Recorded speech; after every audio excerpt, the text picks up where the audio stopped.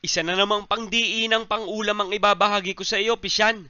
At tinatawag ko itong crispy inalamangan. Madali lang itong gawin. Simple lang ang areglo. Gagamitan ko ng 2 kilong lempyo. Sobra namang haba kaya gagayatin ko sa gitna. Pag sa mall ako nakabili ng karne, minsan hindi ko na hinuhugasan. Pero kung sa palengke naman ay matik yan. Baka mamaya'y magabok at dinapuan na naman lilipad iyan. Ihahalbos ko na din sa pangmalakasan kong honeycomb stainless steel na kaserola. Paano ka ganamang hindi gaganahan pagkagay ang kagara ang iyong mga gamitan? Hindi ko na iisa-isahin aring mga pampalasat, are na may siguradong alam na alam mo na. Sinabawan ko ng malinis na water from Pasig River at pakukuluan ko ng 2 buwan. Ipakikilala ko na rin ang mga ginagamit kong kasangkapan. Ito nga pala ang Wokbang Honeycomb Hybrid Series. Kasama dito ang tinatawag na milk pot o sauce pot. Bagay na bagay sa iyong mga sarsa.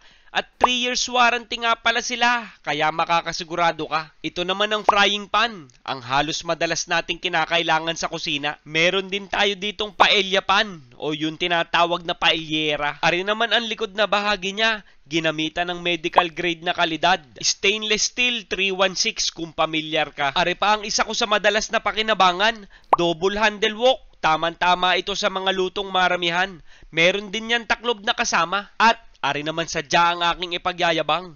Ari ang honeycomb stainless steel wok pan. Kita mo naman kung gaano kaluma na. Pero wag ka. Tignan mo naman, walang pinagbago, hindi man lang nagasgasan. Kahit dukdukin mo ng bakal na sandok, hindi maaano dahil ganyang katibay at maaasahan yan. Samahan mo pa ng pag-aalaga at pag-iingat. Siguradong napakahabang panahon ang inyong pagsasamahan. Mabibili mo ito ng per set o kaya naman per peraso, depende sa iyong kailangan. Balikan naman natin ang lempyo. Malambot na kaya hahanguin ko na.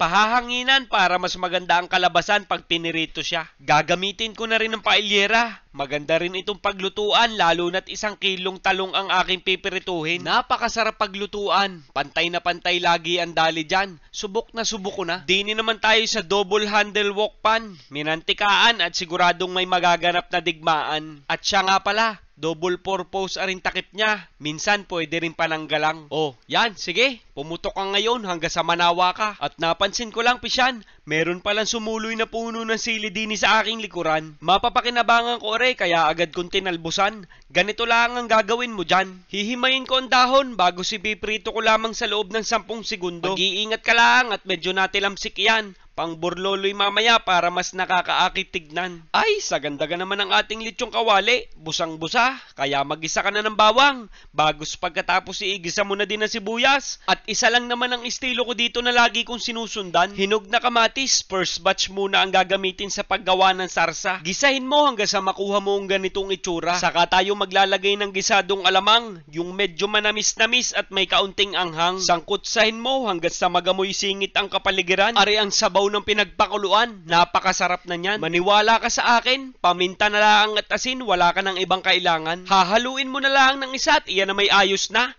Litsong kawali mo, ilaglag mo na. Siling kinumpas at siling almoranas, pagsasabayin ko na. Kamatis uli, ari ang pangalawang batch. Bukod sa magandang tignan ay gustong gusto ko yung may sari-sariwang kamatis akong nalalasahan. Luto na yan, malapit na sa katotohanan. Ilagay mo na ang talong at yung piniritong dahon ng sili at digay iyan ha. Luto na ang ating pangmalakasang crispy na lamangan.